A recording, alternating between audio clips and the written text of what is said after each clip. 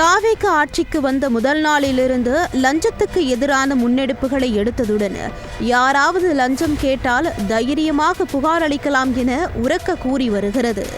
அதன் ஒரு பகுதியாக சென்னையில் ஹோட்டல் பார் உரிமையாளர்கள் நட்சத்திர விடுதி மேலாளருடன் சென்னை காவல் ஆணையர் அமல்ராஜ் மேற்கொண்ட ஆலோசனையில் புதிய பல அதிரடி உத்தரவுகளை பிறப்பித்துள்ளது அனைவரையும் குதூகலத்தில் ஆழ்த்தியுள்ளது. சென்னை பெருநகர காவல் ஆணையர் அலுவலகத்தில் நட்சத்திர விடுதிகள், பார், FL2 மற்றும் FL3 உரிமையாளர்கள் மற்றும் மேலாளருடன் காவல் ஆணையர் அமுல்ராஜ் மேற்கொண்ட ஆலோசனையில் லஞ்சம் கேட்டால் தைரியமாக புகார் அளிக்கலாம் என கூறியுள்ளது அனைவரிடமும் வரவேற்பை பெற்றுள்ளது. இந்த கூட்டத்திற்கு பிறகு செய்தியாளர்களை சந்தித்த கோயம்பேடு பார் உரிமையாளர் சந்தோஷ், பார் லைசன்ஸ் பெறவோ அல்லது சான்றிதழ்கள் வாங்கவோ அதிகாரிகளுக்கு எந்தவித கட்டணமும் லஞ்சமும் செலுத்த தேவையில்லை என காவல் ஆணையரே நேரடியாக தெரிவித்தது மிகுந்த மகிழ்ச்சியையும் ஆச்சரியத்தையும் அளித்துள்ளதாக கூறினார்.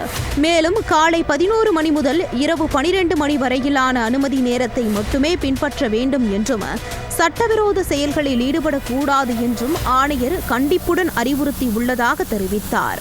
ஆச்சரியமான விஷயம் இதுதான் நான் மறுபடியும் சொல்ல விரும்புகிறேன்.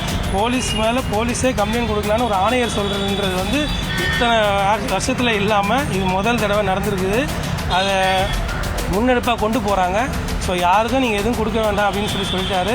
தைரியமாக நடத்துங்க. ஜிஓக்கு உட்பட்டு, சட்டத்துக்கு உட்பட்டு யாரும் எந்த தவறும் செய்யாமல் நீங்கள் கரெக்டாக உங்களோட பாரை நடத்துங்க. டைமிங்க்கு மூடுவாங்க. அதுதான் நாங்கள் பண்ணிக்கிட்டு இருக்கோம். அதையே நாங்கள் ஃபாலோ பண்ணுறோம். இது ஒரு பெரிய ஒரு சந்தோஷமான ஒரு மீட்டிங் இது. இதனைத் தொடர்ந்து சென்னை பெருநகர காவல்துறை சார்பில் முக்கிய அறிக்கை ஒன்று வெளியிடப்பட்டுள்ளது. காவல்துறையில் ஒரு சிலர் செய்யும் தவறுகளால் துறைக்கு ஏற்படும் களங்கத்தை தடுக்க ஊழல் ஒழிப்பு தனிப்பிரிவு புதிதாக தொடங்கப்பட்டுள்ளது. காவல்துறையினர் தங்கள் பணிகளை செய்ய லஞ்சம் கேட்டால் பொதுமக்கள் மற்றும் பார் உரிமையாளர்கள் 7871 2300 என்ற பிரத்யேக கைபேசி எண்ணிற்கு நேரடி அழைப்பு மூலமாகவோ அல்லது வாட்ஸ்அப் மூலமாகவோ புகார் தெரிவிக்கலாம் என அந்த அறிக்கையில் தெரிவிக்கப்பட்டுள்ளது. தகவல் கொடுப்பவர்களின் விவரங்கள் ரகசியமாக வைக்கப்பட்டு உடனடி நடவடிக்கை எடுக்கப்படும் எனவும் தெரிவிக்கப்பட்டுள்ளது.